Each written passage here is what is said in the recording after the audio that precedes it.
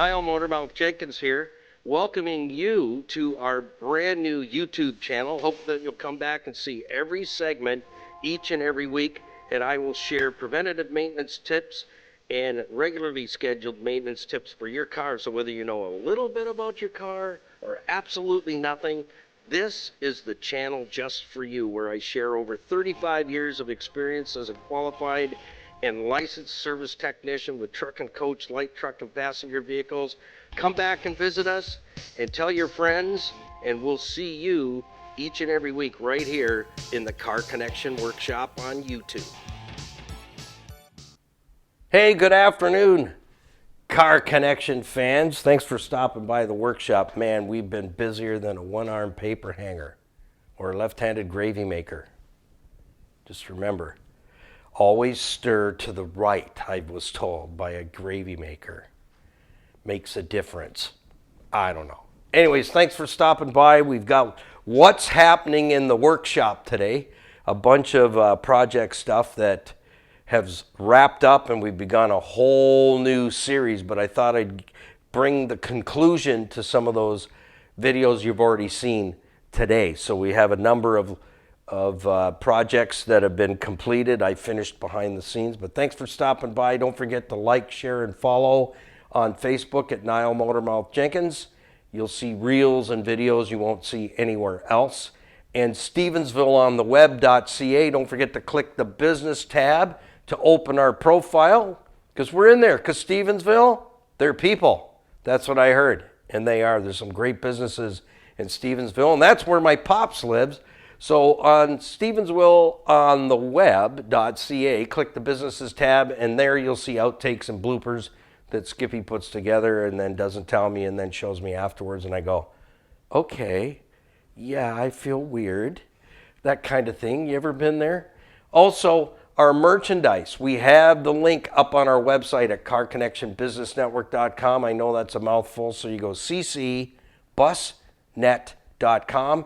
When you get to the home page, in the top right-hand corner will be the icon for YouTube, Facebook, and you'll see merchandise, Car Connection merchandise store. Click on that. It opens our store, and there you can purchase items $5 above cost, so Skippy and I can have donuts and coffee, and it helps to support the YouTube channel as well. So you pick what you want, the color you want, the size you want, put it in your cart, pay for it safely online, and then Freedom Expressions handles putting the merchandise together and shipping it right to your door. So thank you for doing that. Thank you for watching.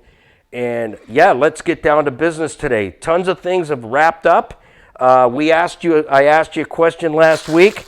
All the parts are here now for the 2008 Nissan Rogue, so we can get rear brakes on it and wipers, and a brand new, also replacing the cabin air filter, and a new video coming up on that too, the replacement. But part one is already up on the website. You're going to want to, on our YouTube channel, you're going to want to take a look at that, because your vehicle just might be making you sick. So I asked a question, or did I ask a question? Did I ask the question? To paint the hinge that has to go on the driver's door on the 2008 Nissan Rogue, or leave it silver. Well, those who won said paint it. So I didn't have burgundy, but black looks good, and it'll be in a dark nook and cranny in the side of the door, so you won't go like hinge, you know. So there it is. It's painted and it's ready to go on. That's the driver's side upper door hinge, front driver's door, and that will make correction to that. And if you have a hinge worn out like this and you don't replace it, you're doing a couple of things. First of all, you don't realize you're slamming the door way too much. Secondly, you're pulling on the outer door handle too much, and it's plastic. Just saying. There's not chrome anymore. Chrome is my favorite color, so if you get me something, I like chrome. You're also dragging the door over the striker. I'll just show you what I'm talking about on this. These doors open really good. Right here. So here's your door latch. Right here. So instead of this, let me put this open. instead of this horseshoe here hitting dead center, it's actually dragging over it because the door is hanging. And that's exactly what I realized when I looked the vehicle over to check what the shop said that did the estimate. You got to watch that video because I don't know how you could miss the emergency brake and the rear brakes at all. Weren't even on the estimate sheet. But anyway, watch that video. So what happens when the door's hanging, the latch drags on the striker. See how easy that closes? Watch. I got it perfectly perpendicular. It's where it should be. The gaps and everything. It's perfect. But when the door's hanging, you're dragging it off, pushing it on, dragging it off. You're wearing out the latch assembly and the striker, and then you're getting into a whole lot more of problems because you got to take the whole door apart to change that. So if you got a door that's hanging, and how that generally happens is, if you got a vehicle that's fairly tall, all of you do this on the door. Grab the steering wheel, arm on the door, and you lift yourself into the seat. Every single time, it wears out the pin in the top door hinge. That's what it does. So get a crate, just carry this with you, and then all you have to do is just put that down, have a rope on it, and pull it inside the car. Problem solved. Just ask me. I can fix it. All right, next. Over here, Skippy, everything's done. Horns are in. I cleaned them up. I got them painted, tested them. We're good. The horns are all back in. The windshield washer jug is in. The hose is hooked. The motor works. The pump works. We're good to go there.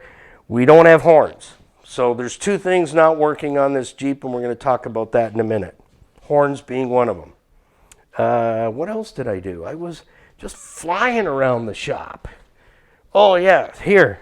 Got to get these flares painted. The front ones I took off, and I found it was a little tricky to sand them out. And I just used a Scotch-Brite pad. These are sanding pads. So I decided this time to be a little bit smarter about it. So I've just taped out the body. And then all I got to do is let the truck hold the fender flare and get it cleaned up and sanded out. Doesn't have to be beautiful, just has to be smooth. And so then when I'm done this side, I'll unbolt it, lay it out, paint it, and then I'll go over to the other side and do the other side while this side is drying. So that's another project that'll be done, and this will look just like that. So it just shows you how quick you can do it. I sanded those on a table, and you're fighting the thing. You can't hold it. So I was going to take it off and do that, and then I go, you remember how hard that was? It was hard to sand those out and hold on to them. So just a little secret, you can get through this real quick with a Scotch-Brite pad. They're different grits. Just give it a right good sanding. Then I'll unbolt it. Then I'll wash it, and I'll wipe it with some Windex. And then I'll apply the trim paint. And I use a specific trim paint that is for plastic.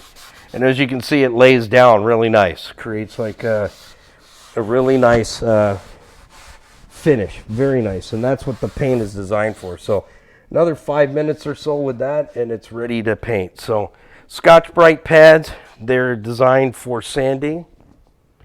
Huh? Yes, and I painted the bumper.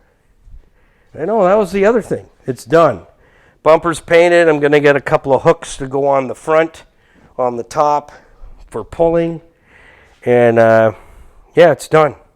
That bumper is actually off a CJ5, which was 1983, 85-ish. So the holes in the bumper, and it's pretty solid. And I got it for free because I was willing to take it off in the wrecking yard where this came from. The George, my friend there, he said, took me to some Jeeps. He said, whatever you want to take off, just take it. So this bumper is like heavy duty. So I took it off, and then I discovered that the frame rails are in different positions between the CJ5 and a YJ and the TJ. But anyways, we modified it, made it work. That's right. Thanks for noticing that, Skippy. Way to go. Way to go. Woo! So the bumper, the horns, the washer bottle, there was a couple of vacuum lines that needed to be put on the bottom of the intake. That's all done. And then we've moved into some other things, but we also finished the gas tank. The gas tank is in. I custom made this. The tank straps fit in the back and put a shield on the back of it. So we're gonna take a break. We're gonna climb under there and show you how that worked out. So don't go away. We're gonna be right back. Stay with us. Okay, here we are. We are under the 97 TJ Rescue, and we didn't have a tank shield to put back on or extra $600 to find one. So I cut these pieces out of the old cover, which are the tank strap holders. I create brackets and went right into the subframe of the Jeep. These are brand new tank straps. So just cleaned it up under here, put the tank straps in place, bolted them down, pulled them tight, and you don't want to pull them too tight because you can go crazy on it and buckle the tank in. But these are plastic. I cut this section here and created a shield on the back side of it towards the bumper. That I cut out of the original. Again, cut that out, that panel. This was originally on the back side of the tank because it goes the cover goes all the way around it, and it holds every piece of gravel, dirt, and everything else. If it was a metal tank, trust me, it would rot the whole bottom of the tank out, the cover. So I have bolted it to the Jeep. I cut it off, so now this is a pretty decent cover on the bumper side, and the tank is solid. It's in place. Fixed the ground circuit for the gauge and anti-static. We're good to go now. We're ready to fill the tank up, and we can run it. We can run it and we can drive it safely. So that project is done. We can say close to that. You just got to put your mind to things, and that's normally how tanks are held in, is with threaded rod, and it's a hook on one end. So I had to make my own threaded rod. I went and got some 5/16 ready rod. I had every other size except 5/16 in stock. I made some J hooks. I had to drill a hole in the subframe on this side, on the passenger side. But on this side, one of the cover bolts was right in line with the tank straps. I was able to get through that hole, the bolt hole from the original metal cover, and use that to anchor my tank and anchor the strap and pull it up and adjust it. So everything's all tight and right. So we're done. That project is done. We don't need to do any more there. So that's it. Thanks for stopping by. That's what's happening in the shop. We got a bunch of new things on the go. So stick around.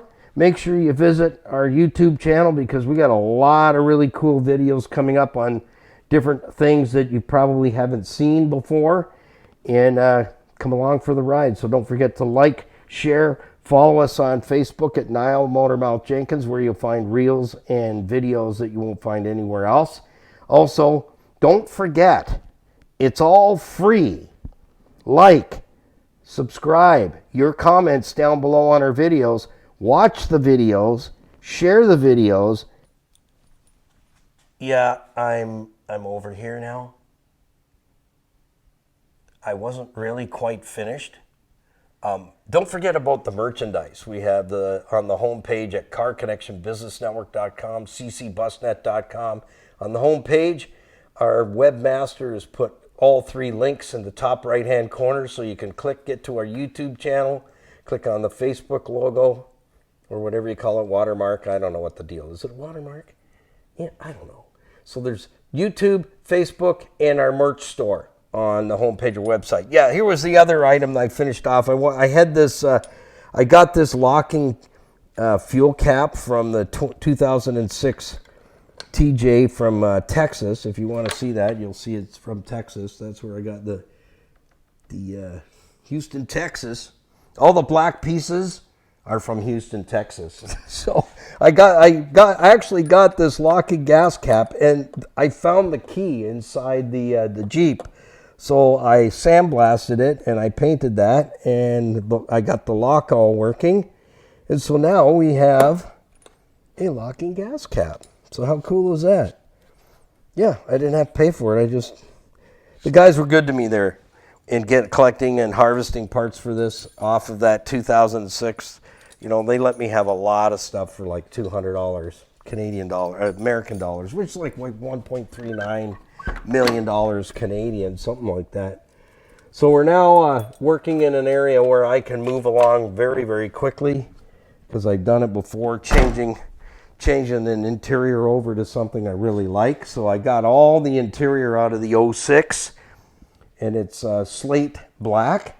So the doors and the door panels on the doors are the actual color. So let's move into the next segment. So thanks for sticking around, and thanks for watching. Oh yeah, I almost forgot. If you enjoyed the video, like I know you did, ring the notification bell. Well, thank you for stopping by the Car Connection Workshop right here on YouTube. Don't forget to come back and join us for another segment. So like, share, tag, and follow, and ding that bell so that you don't miss a single edition of Car Connection. So till next time, keep it under 100 and put the coffee on because we're coming to your house.